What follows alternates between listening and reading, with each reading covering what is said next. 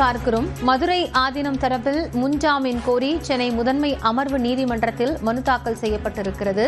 இரு சமூகங்களுக்கிடையே கலவரத்தை ஏற்படுத்தும் வகையில் பேசியதாக கூறி வழக்கு பதிவு செய்யப்பட்டுள்ள நிலையில் ஆதீனம் தரப்பிலிருந்து தற்போது இந்த மனு என்பது தாக்கல் செய்யப்பட்டிருக்கிறது.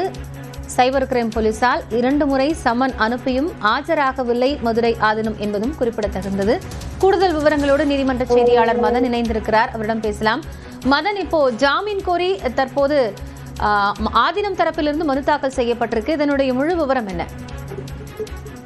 தர்மபுரம் ஆதீனம் ஏற்பாட்டில் சென்னை காட்டாங்குளத்தில் நடைபெற்ற சைவ சித்தாந்த மாநாட்டில் கலந்து கொள்வதற்காக கடந்த மே 2ஆம் தேதி மதுரை ஆதீனம் சென்னை நோக்கி காரில் வந்து கொண்டிருந்தார். அப்போது உளுந்தூர்பேட்டை சேலம் ரவுண்டானா பகுதியில் மதுரை ஆதீனத்துடைய கார் மீது மற்றொரு கார் மோதிவிட்டு நிற்காமல் சென்று விட்டது. பிறகு இந்த சம்பவம் குறித்து மாநாட்டில் கலந்து கொண்ட மதுரை ஆதீனம் பேசிய போது தன்னை கொலை செய்ய ஒரு சதி நடந்துள்ளது என்றும் இதில் பாகிஸ்தானுக்கும் தொடர்பு இருக்கலாம் என்றும் தெரிவித்திருந்தார். அது மட்டுமில்லாமல் குறிப்பாக தன் கார் மீது மோதிய அந்த காரில் வந்தவர்கள் குல்லா அணிந்திருந்தார்கள், அது மட்டுமில்லாமல் தாடி வைத்தார்கள் என்றும் தெரிவித்திருந்தார். இந்த ஒரு பேச்சானது சமூக வலைதளம் வைரலாக பரவியது.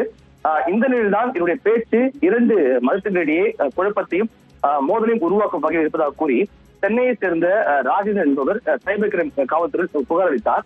இந்த புகார் அளிப்பில் ஆதீனத்துக்கு எதிராக 4 பிரிவுகளில் வழக்கு பதிவு செய்யப்பட்டது. இது தொடர்ந்து தனக்கு முன்ஜாமீன் வழங்க கோரி மதுரை ஆதீனம் சென்னை முதன்மை அமர்வு நீதிமன்றம் தற்போது இந்த மனுவை தாக்கல் செய்துள்ளார். அதாவது தான் எந்த ஒரு உள்நோக்குடன் பேசவில்லை, ஆனால் உள்நோக்குடன் இந்த புகார் அளிக்கப்பட்டுள்ளது. எனவே தனக்கு முன்ஜாமீன் வழங்க வேண்டும் என்றும் அந்த மனுவில் தெரிவித்திருந்தார். இந்த மனுவானது சென்னை முதன்மை அமர்வு நீதிமன்றத்தில் நீதிபதி கார்த்திகேயன் முன்பு ஜூலை 14ஆம் தேதி விசாரணைக்கு வரும் என்று தற்போது எதிர்பார்க்கப்படுகிறது.